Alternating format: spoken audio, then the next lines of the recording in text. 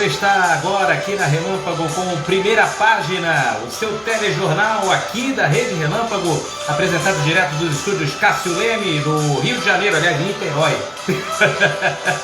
Para você que está ligado aí na Rede Relâmpago, seja bem-vindo. São 8 horas e 2 minutos. Aqui você vai saber um pouco mais sobre todas as notícias tudo que foi, vamos melhorar a frase. Tudo que foi notícia no Brasil e no mundo hoje, 1º de março de 2021, segunda-feira. A princípio, nós vamos fazer aquele programa como era o Jornal da Relâmpago antigamente, né? E o Primeira Página, ele era exibido lá pelo YouTube, não sei se vocês se lembram, pelo StreamYard, né? Onde nós colocávamos lá a legendazinha da notícia, enfim, e dávamos a notícia. O que eu quero simplesmente é, a partir dessa escalada, colocar os seguintes assuntos. Muito se fala do jornalismo hoje em dia, né? Como se fosse um jornal da Covid, ou jornal de algum assunto que você não queira saber ou não esteja muito ligado. Bom, vamos falar uma coisa. O jornalista, ele tem a função de informar as pessoas sobre tudo o que está acontecendo no Brasil e no mundo. Sabemos, e não vamos nos fazer de bobos, que hoje, o tema mundial para se discutir é a Covid-19, a pandemia, né? Então muita gente diz, eu vou parar de ver jornal, eu vou parar de ouvir um pouco os jornalistas, vou parar de ver um pouco os jornais, porque eles só trazem desgraça. Não é verdade. Eu, como jornalista, vim aqui para explicar isso. Nós temos hoje uma quantidade muito grande de pessoas no Brasil, vamos trazer para o Brasil, a realidade brasileira, uma quantidade muito grande de pessoas infectadas pela Covid-19. E olha que as pessoas criticam, poxa, se fala muito de Covid. Imagine você se nós jornalistas não falássemos da Covid. Poderia ser pior, você sabe disso. Ninguém está falando uma besteira aqui. Quando o tema ele é um tema que você você deve passar para a população, o dever do jornalista é passar esse tema. Nós temos hoje uma quantidade muito grande de infectados, pessoas na rua, pessoas sem máscara, pessoas ignorando. E nós temos hoje, basicamente, eu procurei algumas notícias para dar aqui no Primeira Página, né, que eu procuro as notícias que foram mais relevantes durante o dia, e sem mentira, eu acho que 70% das notícias de todos os sites que tem hoje no Brasil e no mundo tratam da pandemia. Então não feche os olhos para a realidade. Não feche os olhos pelo que está acontecendo hoje. Quanto mais você fechar os olhos, mais você está sendo conivente com esse caos que está por aí. Então meu dever como jornalista é informá-lo, mesmo que sejam 70% das notícias relativas à Covid-19. Eu preciso dá-las. O dever do jornalista é esse: informar a população, por mais que a notícia seja ruim. Bom, feito isso, dou boa noite ao Fernando Ribeiro, a Anne Pokivic, a Denise Monteiro Costo, que estão aqui vendo o nosso Primeira Página, que também vai estar disponível no YouTube. Para você que ainda não se inscreveu no nosso canal no YouTube, vai lá no YouTube, coloca no campinho de busca Rede Relâmpago, você vai ver todos os vídeos que a gente fez até hoje. Nosso jornalismo já começa com uma notícia, como eu falei, né? Não tem como escapar. Os secretários de saúde, em geral, estão pedindo toque de recolher em todo o país de 20 horas, a partir de agora, né? 20 horas e 4 minutos, são 24 minutos, 20 horas e 4 minutos, de 20 horas até as 6 da manhã, e lockdown em cidades com UTIs lotadas. É uma realidade, né, que a gente...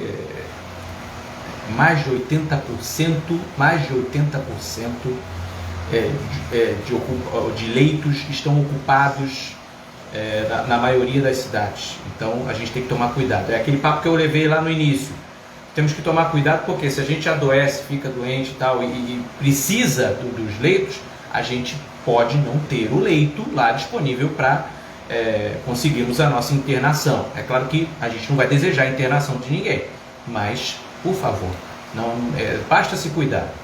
Vamos para a informação de Brasília. O Conselho Nacional de Secretários de Saúde, o CONAS, defendeu nesta segunda-feira que haja endurecimento de medidas de restrição com toque de recolher nacional, das 20 horas até as 6 da manhã, incluindo finais de semana. Em nota, os gestores pedem ainda o fechamento de praias e bares e que as autoridades instituam barreiras sanitárias nacionais e internacionais, considerando inclusive o fechamento de aeroportos e do transporte interestadual. Eles defendem ainda o nível máximo de restrição, ou seja, lockdown, em regiões com mais de 85% da ocupação dos leitos. Por aí a gente vê o Conselho Nacional de Secretários de Saúde. O Conselho Nacional de Secretários de Saúde fez um documento em que provoca que os governos, as prefeituras, ao atingirem 85% de ocupação dos leitos, decretem o lockdown. Então, cabe a nós mesmos nos cuidarmos para que não chegue a esse, porém, de 85%, não chegue a esse percentual, para que nós possamos não ter o lockdown. Porque o lockdown é terrível, né? Você não pode sair na rua, você não pode fazer absolutamente nada, a não ser que você informe onde você está indo, para que você está, o que você está fazendo na rua. Isso é de 8 da noite às 6 da manhã. Olha só o que colocou, né? Obrigado à presença da Naimara também, o Guilherme, VR Guilherme e a Eliana 2020, sejam bem-vindos. Esse é o Primeira Página, o jornal da Rede Relâmpago. Todas as segundas às 20 horas nós temos um encontro marcado aqui para poder falar sobre tudo o que aconteceu no Brasil e no mundo. Nós temos aqui uma decisão também, lá de São Paulo, do governador João Dória, do PSDB, de definir as igrejas de São Paulo como atividades essenciais. E isso repercutiu muito mal dentro do Comitê de Contingência da Covid-19.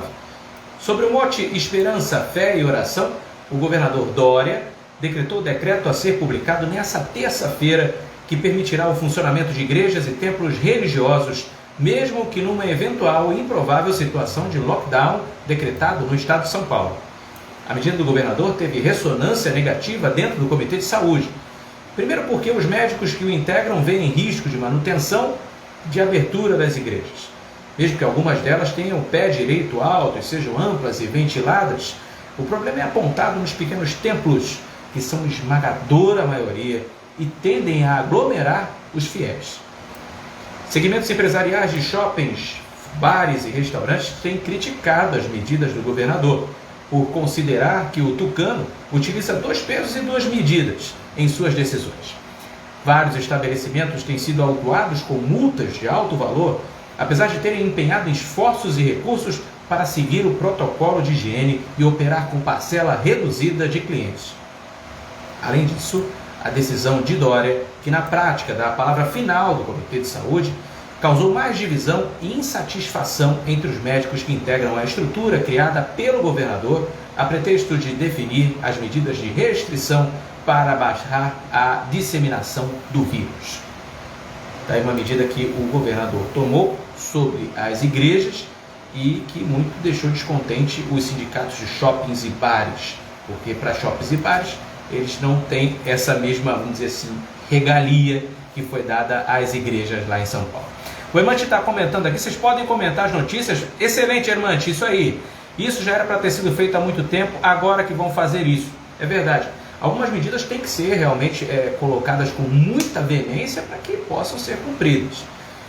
Vamos falar um pouquinho aqui sobre os governadores também que responderam ao presidente Jair Bolsonaro, sem partido, sobre repasses federais. Em uma carta aberta, 19 governadores, responderam à postagem do presidente Jair Bolsonaro sobre repasses do governo federal. Bolsonaro, que tem dito que faz a sua parte no combate à pandemia do Covid-19, publicou no domingo, ontem, em redes sociais uma lista com valores enviados para a União em cada estado no ano de 2020. Os governadores disseram que os repasses são uma obrigação constitucional do governo federal e que a parcela efetivamente enviada para a área da saúde foi absolutamente minoritária. O Brasil passa por um momento mais crítico desde o início da pandemia, registrando recordes na média móvel de mortes e escassez de leitos em UTI em diversos estados. Vários governadores decretaram nos últimos dias medidas de intensificação do isolamento social e fechamento do comércio. Isso desagradou o presidente. Nesse contexto, Bolsonaro foi às redes sociais para divulgar as verbas enviadas aos estados. Para os governadores, Bolsonaro tratou com os repasses, como se fosse uma concessão ou um favor aos governos estaduais. Eles ressaltaram que, na verdade, trata-se de um expresso mandamento constitucional.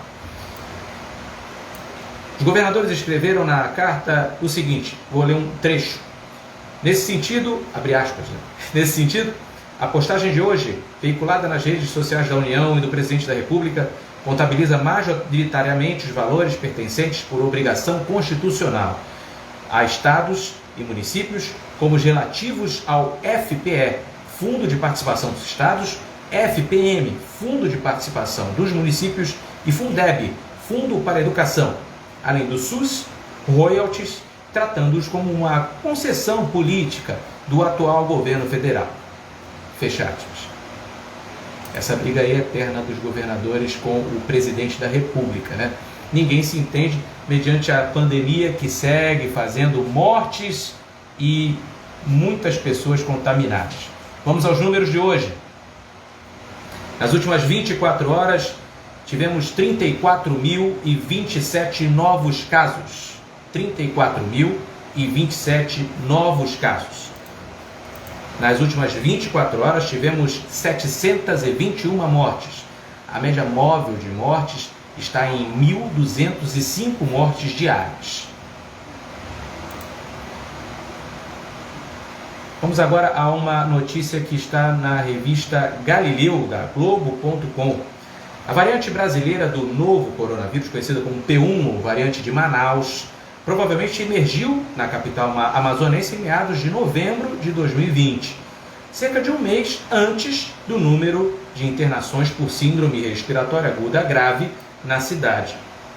Em apenas 7 semanas, o P1, chamada assim a cepa, tornou-se a linhagem do SARS-CoV-2, como assim chamada Covid-19, como a mais prevalente na região. Detalham pesquisadores do Centro Brasil Reino Unido para a descoberta, diagnóstico, genômica e epidemiologia de arbovírus, CADDE, em artigo divulgado no site na sexta-feira, dia 26. As conclusões por um grupo coordenado por Esther Sabino, da Universidade de São Paulo, e Nuno Faria, da Universidade de Oxford, se baseiam na análise genômica de 184 amostras de secreção nasofaríngea de pacientes diagnosticados com Covid-19 em um laboratório de Manaus entre novembro de 2020 e janeiro de 2021. Por meio da modelagem matemática, cruzando dados de mortalidade, a equipe calcula que essa P1 seja entre 1,4 e 2,2 vezes mais transmissível do que as linhagens naturais da Covid-19. Portanto, com essa notícia aí dos cientistas que estão pesquisando essa nova cepa, que surgiu em Manaus, já deu para perceber que ela é entre 1,4 e 2,2 vezes mais transmissível que a Covid normal, que surgiu lá em março de 2020. Então, por isso, novamente, muito cuidado, muito cuidado. Essa nova cepa parece que é pior do que a que está correndo por aí. Inclusive, contamina outras pessoas, contamina as pessoas que já foram contaminadas. Vamos à notícia de economia. Agora a Petrobras vai reajustar gasolina e diesel nas refinarias a partir de terça-feira. Está tudo subindo, os preços estão subindo. Você vai no supermercado, o preço está alto. Você vai abastecer o carro, o preço está alto. Só Deus mesmo para cuidar da gente. Ainda tem essa pandemia por aí. Vamos saber um pouquinho mais sobre esse aumento da Petrobras. A Petrobras vai elevar o preço médio da gasolina em 12 centavos e do diesel em 13 centavos em seus postos de venda a partir de terça-feira, amanhã. Desse modo, o preço médio de venda de diesel para as distribuidoras sofre 5% de reajuste e passará a ser de R$ 2,71 por litro. Já o preço médio da gasolina terá um reajuste de 4,8% e subirá para R$ 2,60 por litro. Para quanto que vai essa gasolina, hein? Agora eu tô bobo. Vamos ver o que aconteceu. A estatal também anunciou um aumento médio de 15%, 15 centavos por quilograma no preço médio de venda do gás liquefeito de petróleo, GLP. Passa a custar R$ 3,05 por quilograma após 5% de reajuste. Os percentuais de aumento foram calculados previamente e a Petrobras informou em comunicado que os acréscimos em valores do litro de cada combustível também foram estudados de acordo com taxa de câmbio e as variações dos produtos no mercado internacional. Essas variações aí estão acontecendo, mas o salário do brasileiro realmente, né, não tem esse tipo de reajuste. É isso que os governantes precisam prestar bem atenção, né, na hora de aumentar. Vamos ver o que vai acontecer, né? Vamos ver o que... Eu fico receoso. Quando tem aumento de gasolina, eu fico preocupado. Auxílio emergencial. Essa é boa, hein? Essa é boa. Atenção. Você espertinho ou espertinha que recebeu o auxílio emergencial, mas que agora, até o dia 30 de abril, vai ter que declarar o seu imposto de renda. Você provavelmente vai ter que devolver o valor que recebeu do auxílio. Sim, porque você não tinha direito. Vamos ler a notícia que está no Época Negócios. A manchete diz o seguinte: auxílio emergencial. Com o imposto de renda, 3 milhões de brasileiros terão que devolver a ajuda recebida pelo governo. São muitas as dúvidas entre os contribuintes sobre como informar corretamente seus dados após um ano de 2020 tão atípico. Abre aspas. Sou professor de História, tenho 48 anos e moro no interior de Minas Gerais. Recebo por ano um pouco mais de R$22 mil. Então, tenho que declarar renda. Tenho 2 filhos e uma neta que moram comigo. Pago faculdade para eles e plano de saúde. Meu filho de 23 anos trabalhava na construção civil, mas não consegue bicos desde o início da pandemia. Minha filha tem 20 anos. Foi mãe aos 15 e não trabalha, porque tem que cuidar da filha dela. Os 2 receberam auxílio emergencial ano passado. Agora, se eu incluí-los na minha declaração como meus dependentes, eles vão ter que devolver o valor recebido. O caso do professor mineiro, que pediu para ter seu nome preservado, é similar ao de muitos brasileiros nesse começo de ano. Com o início do período de declaração do Imposto de Renda, o IR 2021, que vai dessa segunda-feira, 1º de março, até 30 de abril, são muitas as dúvidas dos contribuintes sobre como informar corretamente seus dados em um ano de 2020 que foi atípico. Na semana passada, ao apresentar as regras para a declaração do IR 2021, referente aos rendimentos recebidos no ano anterior, a Receita Federal informou que o auxílio emergencial e o auxílio emergencial residual são considerados rendimentos tributáveis e devem ser declarados, tal como na ficha de rendimentos recebidos de pessoa jurídica. O governo chama auxílio emergencial o pagamento de R$ 600 ou R$ 1.200 feito aos trabalhadores informais entre abril e agosto de 2020. Quando o benefício foi reduzido pela metade entre setembro e dezembro, passou a ser chamado de auxílio emergencial residual. Rendimentos tributáveis são aqueles os quais é preciso pagar imposto de renda, como salário, pensões, renda de aluguel e ganho de capital de investimentos. A Receita esclareceu ainda que o contribuinte que tenha recebido rendimentos tributáveis em valor superior a R$ 22.847,76 no ano de 2020 deve devolver os valores recebidos do auxílio emergencial por ele e seus dependentes. Mais informações você pode adquirir lá no epocanegócios.globo.com. Vamos a uma notícia muito bacana, muito legal. Quando a pessoa é vacinada, tanto negócio de vacina da Covid, né? A gente tá doido, eu tô doido para tomar a vacina da Covid e acredito que muitas pessoas também. E hoje, quem foi vacinado hoje foi o cantor Roberto Carlos. Isso aí, Roberto Carlos, está lá de máscara, a foto dele na revista Quem. O cantor Roberto Carlos, de 79 anos, foi vacinado contra a Covid-19 nessa segunda-feira, 1º de março. Diz ele, abre aspas, todo mundo tem que se vacinar, deve vacinar, é importante, vacina sim, disse ele ao compartilhar o momento em seu vídeo no Instagram. De máscara e proteção facial, luvas e a tradicional roupa azul, além de óculos de grau, Roberto dirigiu ele mesmo seu carro, um modelo também azul, até o posto de vacinação onde foi atendido. Mais cedo, Erasmo Carlos, eterno parceiro de Roberto, também tomou a primeira dose da imunização. Vida longa ao rei Roberto Carlos, né? Gente, hoje é o aniversário da cidade maravilhosa. Hoje é aniversário do Rio de Janeiro, 1º de março. São 456 anos da cidade maravilhosa. É um prazer estar fazendo aqui o Primeira Página, esse programa sensacional de jornalismo, e tratar desse parabéns aí à cidade maravilhosa, ao Rio de Janeiro. E que tal, então, preparar bolinhos típicos que fazem sucesso nos botecos cariocas? Essas receitas, elas estão lá no receitas.globo.com e tem um melhor do que o outro, viu?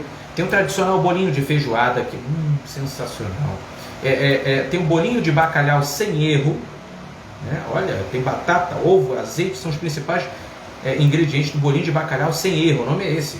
Bolinho da feijoada de Cátia Barbosa, bolinho de feijoada vegano, para a galera que gosta, né?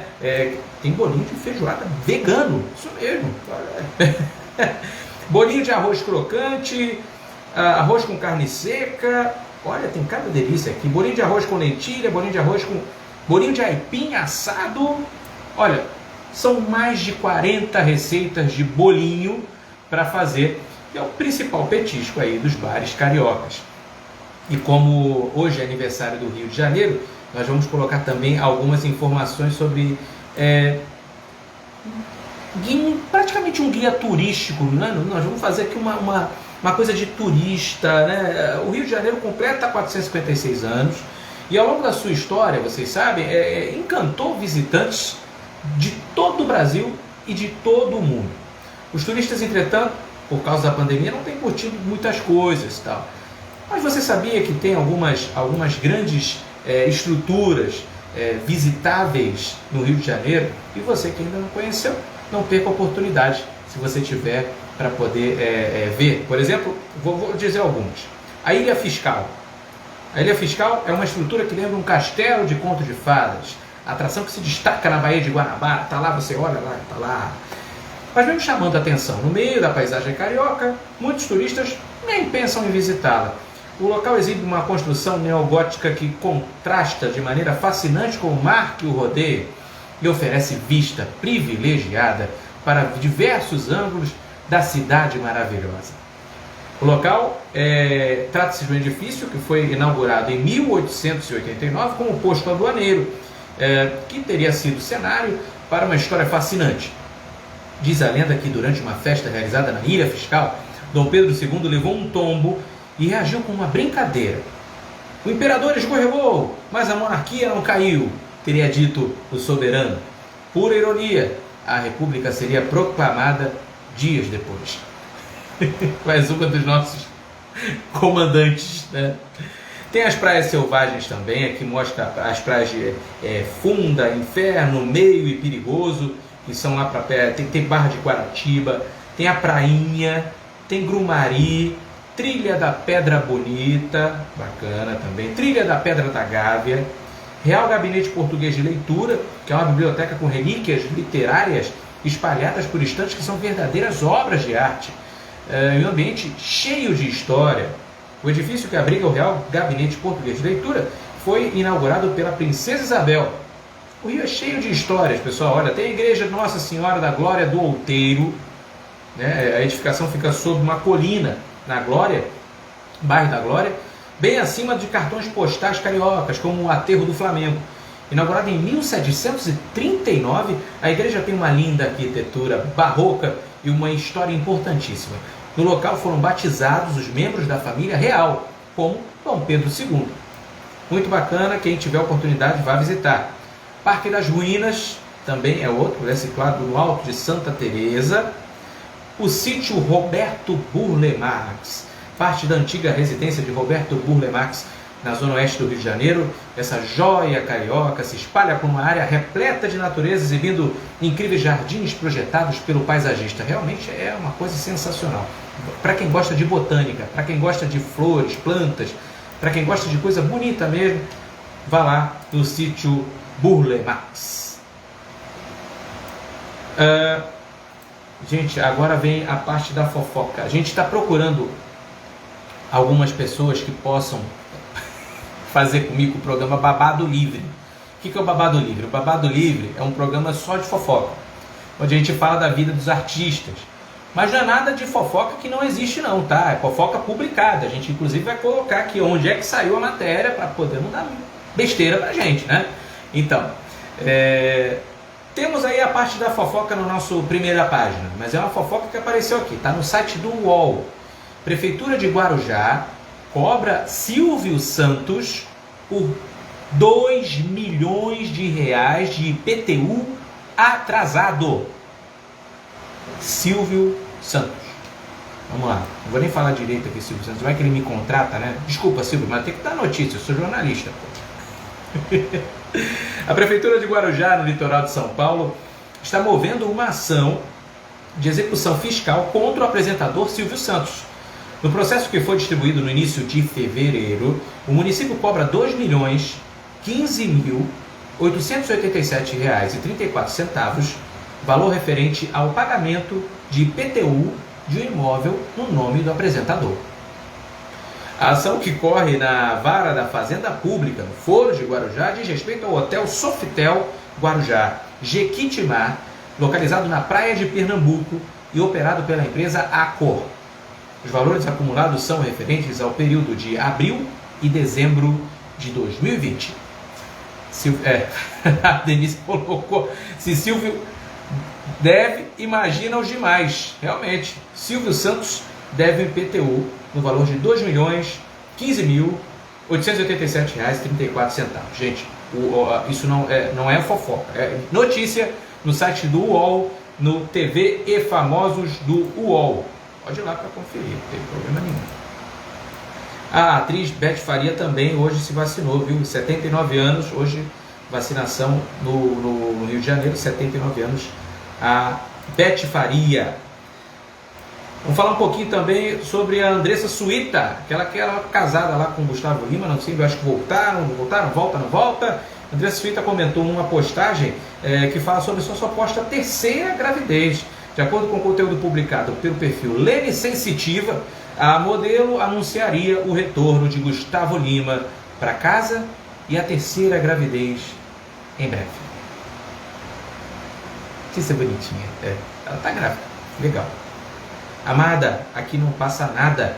Eu uso DIU, afirmou Andressa nos comentários da publicação feita no Instagram, citando o método anticoncepcional. Os fãs até brincaram com a resposta na sequência.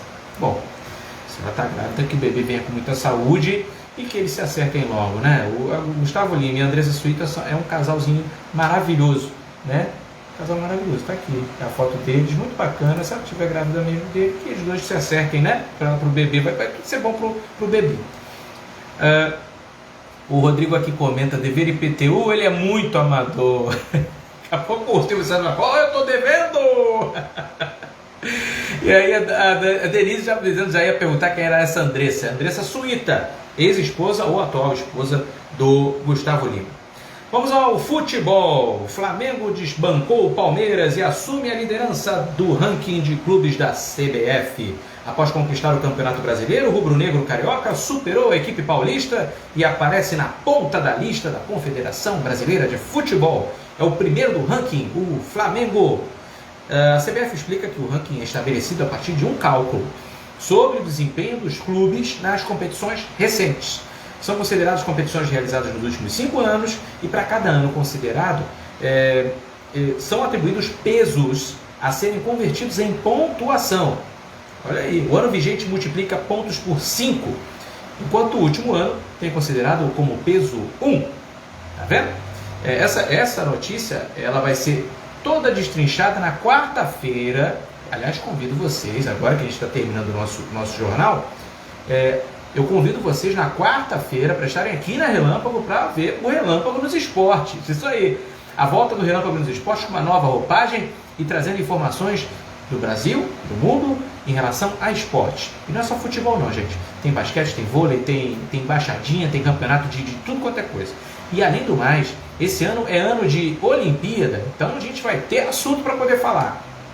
Legal, parabéns ao Flamengo, que realmente fez uma excelente campanha nesses anos que passaram. Gente, um gato foi preso suspeito de furto nos Estados Unidos. Sabia disso? Um gato, bichano mesmo, miau, miau. A família chamou a polícia da Flórida por suspeitar de tentativa de roubo, mas era apenas um felino perdido. Policiais foram atender a um chamado por furto no estado americano da Flórida e acabaram prendendo o suspeito, um gato. O crime ocorreu no condado de Collier. 4 policiais foram atender a um chamado por telefone na noite de domingo em uma casa. Barulhos levaram os moradores a achar que um furto estava em andamento. Ao chegar, os policiais descobriram que o suspeito era um gatinho. Ele foi levado a um abrigo, onde a identificação por microchip revelou que se tratava de Bones, um gato de estimação que teria fugido de uma das mansões. O gato foi devolvido ao dono. Gente, esse foi o Primeira Página. É um prazer inenarrável que vocês estejam aqui curtindo a nossa rede Relâmpago. Tem muito mais novidade aí para vocês. Amanhã não tem live, mas amanhã tem uma reunião com as 2 pessoas que vão fazer lives nas terças-feiras com vocês. A terça vai ser alternada. Job Relâmpago e o Saúde, etc. vão estar com vocês aqui nas noites de terça-feira às 20 horas, com Flávia Temel e com Alex Menezes. Um abraço a todos, um beijo a todos, fiquem com Deus, se cuidem e, como eu disse lá no papo lá na frente, no início do jornal, usem a máscara e não duvidem do jornalista. Ele está aqui para te informar, ele é do bem. Veja mais jornais, se informe. Quem se informa, sabe. Até a próxima.